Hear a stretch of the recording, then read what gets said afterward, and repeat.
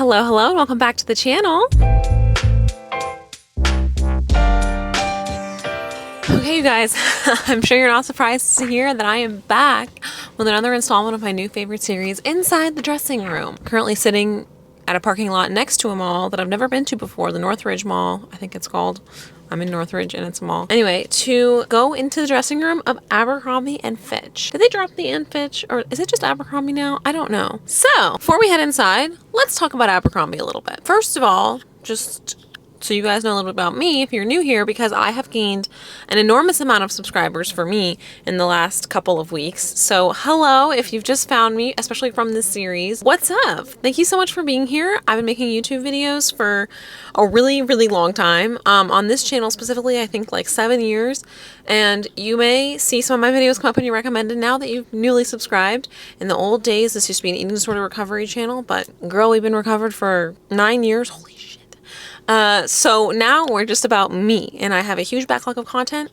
Enjoy. Anyway, I'm 5 months postpartum. I'm currently a size 12, typically in clothes. I've been trying on a lot of clothes lately, so I would say that's like on average my jean size. Here are my measurements. So size 12, size large, size extra large is kind of what I've been fitting into lately. So Abercrombie, I was thinking about this, and I genuinely believe the last time I stepped foot into a physical Abercrombie and Fitch store was when I was in high school, and I graduated high school in 2011. So it's been a minute, okay, over a decade. I have, however, purchased from Abercrombie far more recently than that. In fact, as recent as when I was pregnant, actually even more recently than that.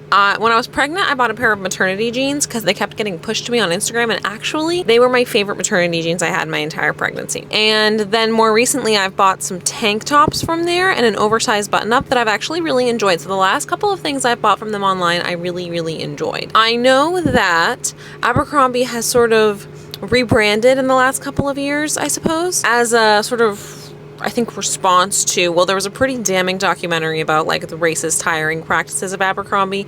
And from personal experience, I remember Abercrombie being very elitist is like the wrong word, like exclusionary. When I was a teenager, Abercrombie was an extraordinarily intimidating store to enter. For some reason, and I think it was just an attempt to come across as very cool, which it definitely did when I was, you know, an impressionable teen. It was very dark in the store. They were spraying their cologne everywhere, and the clothes were expensive. I believe they still are. So only really the rich families could afford like a full Abercrombie uniform. I would save up money to buy like one of those Abercrombie polos, and my next door neighbor shopped at Abercrombie a lot, and I would get her hand-me-downs all the time. So I did definitely have the, you know, polos with the little moose on them, or the big moose on them, or like the t-shirts that said Abercrombie across the front. So that's my personal experience with Abercrombie. I was intimidated. It definitely gave me a complex, right? Because they definitely catered to a tiny clientele, and everyone that worked there was gorgeous. They had like half nude fit men and thin women like all over their walls and even in their stores working there. I remember it was known in my mall, and I believe this was in the documentary, although I can't remember, that you could only work there if you were asked by an employee to apply. You couldn't just like walk in and ask for an application. And I believe that was the same case as Hollister. I'm sure that that's been rectified, because something about that, now that I'm an adult, is like, hello, that cannot be legal. But yeah, so that's kind of my personal experience with Abercrombie. I looked at the Abercrombie website before I got in the car today because I wanted to sort of give myself a refresher of what I could expect walking into the store. And with looking at it with the intent to sort of pay attention to the overall style, I was surprised to see how adult a lot of the clothing seemed, considering when I was a preteen and teenager, it was definitely felt like it was marketed towards teenagers. So I'm sure that their sort of aging up of their marketing is part of the rebrand. And honestly, it's a good call, because people who are going to have like brand recognition for that store are people who are now in their 30s, like me, who knew Abercrombie as a teenager. Oh my God, a purple Tesla, just hello, gorge. Okay, anyway, I took some notes from when I was looking at the website. The 4 words that sort of came to my mind when I was looking at sort of the overall, I looked at the new in clothes in the women's section, and it was very preppy, a couple trendy pieces, very like vintage and classic looking clothing. I noticed they were pushing leopard print, which I believe is a current trend going on right now. They were pushing their denim, which I have heard really good things about their Curve Love line. A lot of preppy looking basics, a lot of summer and fall transition pieces, pants, vests, and light sweaters. That seems to be what they have in stock on the website right now. There was also a lot more workwear than I anticipated. It's definitely not a store I would have thought of back when I was working my corporate job to get work appropriate clothes, but there was a lot there, which I was fascinated by. I asked you guys on my Instagram broadcast channel when I was on my way over here, like what you guys kind of overall impression of Abercrombie was, and sort of the key things that I pulled away from your guys' opinions is that it's expensive, but that the quality is actually pretty good. A lot of people have similar childhood trauma from the store that I did. I also learned that it's not available internationally, which is really interesting. Honestly, as an American, I'm not super aware of like which brand, like what I consider major brands are available internationally. So if you live not in the United States, tell me what your most popular sort of women's clothing stores are. I'm really curious to know. And the one thing that stood out to me is a lot of my plus size viewers said that they didn't feel like Abercrombie was size inclusive.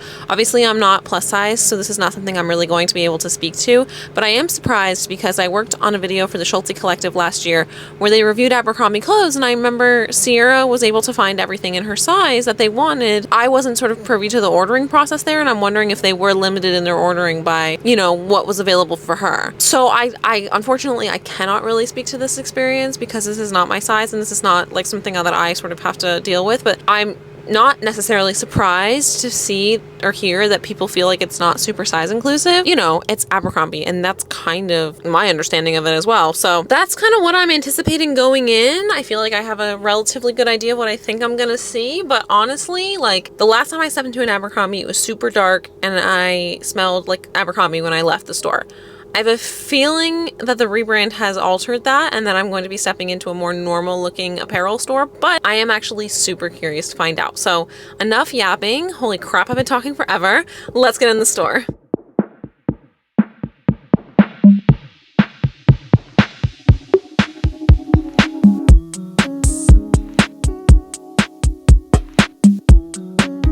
Okay, here we are in the dressing room. Here's everything I got. I got a pair of shorts, 3 tops, 2 dresses, a bunch of different sizes in jeans. Oh, and then 2 different sizes of that sweater vest. I tried to mostly grab the stuff that was at the front, but some of the stuff is from the back.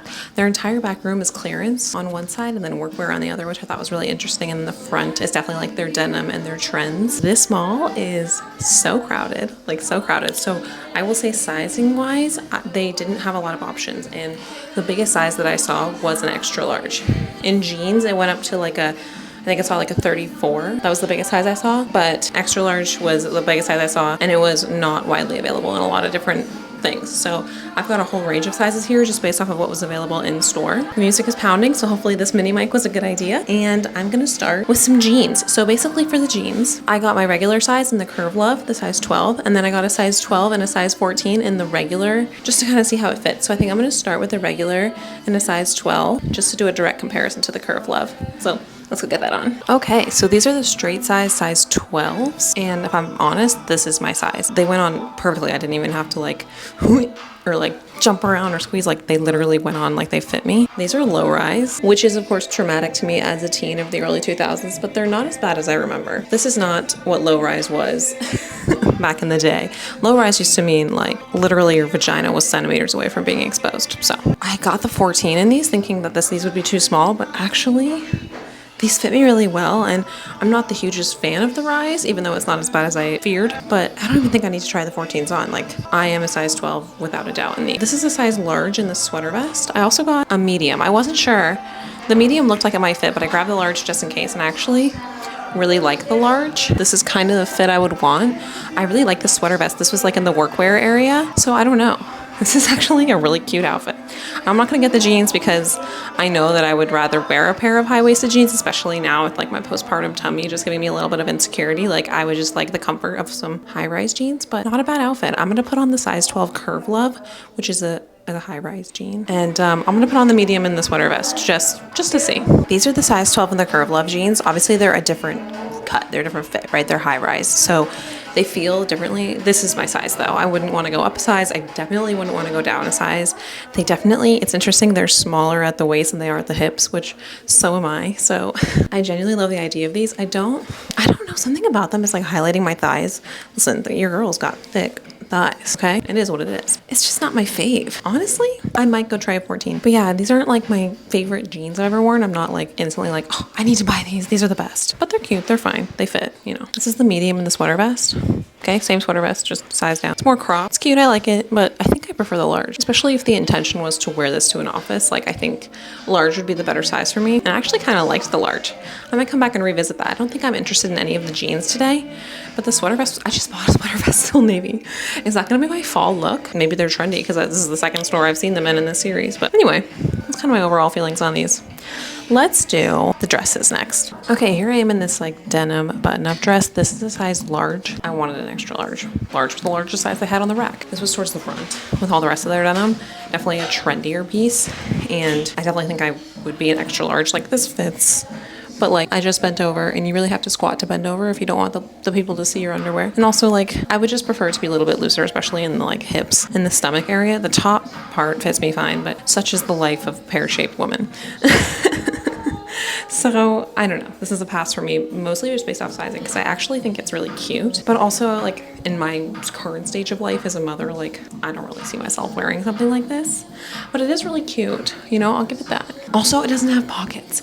Like when I was first trying it on, I kept trying to put my hands in like pockets that didn't exist, and not everything has to have pockets, but everything should have pockets, okay? Why don't we give women pockets, for the love of God? It's 2024. It's too bad they don't have my size in store, because I would have been interested to see what this looked like in an extra large, but as it is, I think it's a no for me, both based off of size and not really suitable for my lifestyle, but an interesting trend, and it's cute. The idea of it is really cute. So this dress was so interesting to me. This is was in like the workwear section. It's a wrap dress. I love the pattern. And when I worked in corporate, wrap dresses were my bread and butter of my sort of, like they were a staple in my work wardrobe. This is a size large, and I'm definitely an extra large. Just like the last dress, the top fits me just fine, but it's too short, and the wrap's like weirdly asymmetrical, which I don't think it's supposed to be. The biggest size they had was a size large. I would not purchase this right now because I don't have anywhere to wear this.